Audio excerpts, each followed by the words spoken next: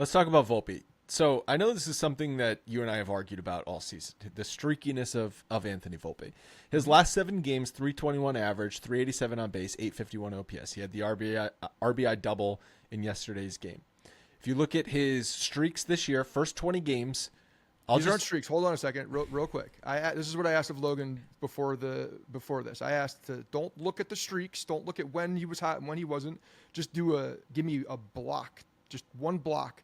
In this case, he used 20 games, so 20 game blocks, just period. So you don't think this is streakiness? No, I'm just saying. I'm just giving everybody who's listening the context of the numbers that were pulled. That's all. First 20 games of the season, I'll just do OPSs. First 20 games, 828 OPS. Next 20 games, 701 OPS. The next 20 games after that, 848 OPS. And then most recent 20 games, which is not quite 20 games, 591 OPS. Yeah. So one thing that came out of here that I was hoping to see is that when you have a guy who's struggling, because let's just clear the air real quick. Everybody goes through slumps. Everybody. Juan Soto goes through slumps. Aaron Judge goes through slumps. The best players on the face of the planet go through slumps. Now you look for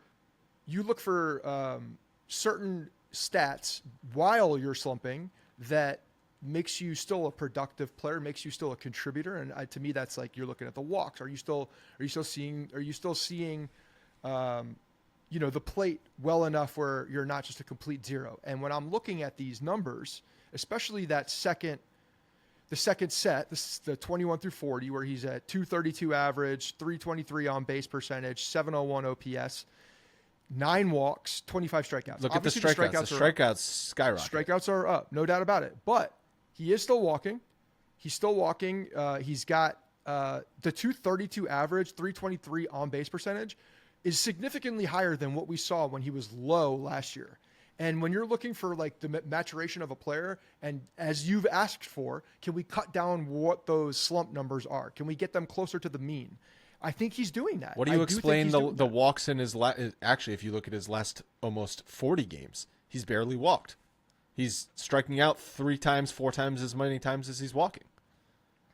I still think I'm seeing better at bats from the guy. I'm seeing maturation. I'm seeing progress from him, and he's coming out of them as well.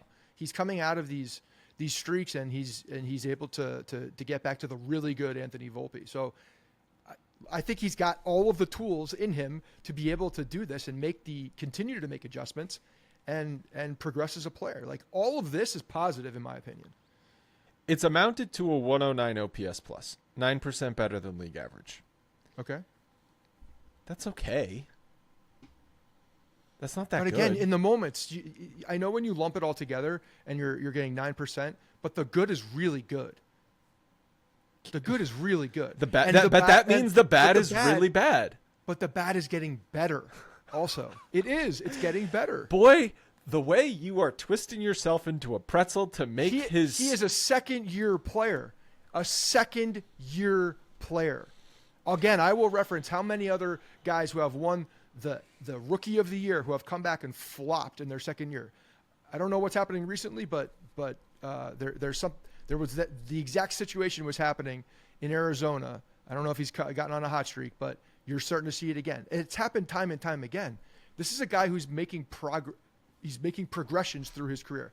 Not even he's through the first half. Not even for the first half of his second year.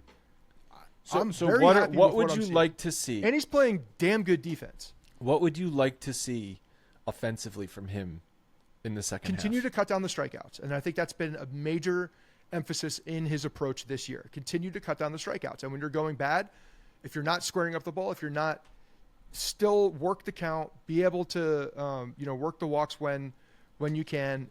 I want to see good at bats. I want to see the strikeouts being cut down, and we're seeing that from him. I just want to see stretch. I don't want to see the stretches of no show. Obviously, players are not going to hit 900 OPS the entire season. Everyone goes through ebbs and flows, but the complete no shows are frustrating because I agree with you. He has the tools. He has the talent. He has the ability to be a more consistent player. What did we say about Gleyber Torres when we thought Gleyber Torres was going to be a Yankee for the next decade? What did we say about Gleyber Torres time and time again in 21, 20 or 2021, 22? Just give me consistency. The numbers at the end of the year look good, but man, when you follow it day in and day out, it just goes through stretches of nothingness, and that is frustrating, especially right now in a Yankees lineup over the next few weeks with Stanton on the shelf. You need consistency out of Volpe, Soto, and Judge. If Volpe is going to be a no-show for 15 games, that puts a lot of concentration on just Soto and Judge, and the lineup becomes a little bit easier to navigate. When you look at the first, the second sample size of games, 21 through 40, again, I'm pointing to that one a little bit more because to me, like when a guy is slumping, he's still getting on base at a 323 clip, and he's going through struggles. That's improvement. It's improvement for him. Absolutely is. He was going through zeros last year. I mean, he would be an absolute negative contributor. And this is he's in the leadoff spot. He's in a high pressure situation. The chunk games are a little misleading because his first 20 games, if you look at his first 10 games, he had like a 2,000 OPS. Okay. Yeah, and then you can't. That's why I wanted to keep the block consistent. No, if you keep the block consistent, you're not pointing out just the streaks. But you are glossing over the complete nothingness because in fact, in his 21 to 40 stretch, his games 21 to 40 stretch, if you look at probably games 10 to 30, it was a complete zero, worse than last year. I just when you're dealing with a season that's 162 games, I can't go so micro on those games for a second-year player. I just can't. It doesn't make sense to me. I need to see progression, and I feel like I'm seeing a lot of progression. I think his approach has been tremendously better than it was last year. I think he's got a better approach at the plate, a better feel for the strike zone.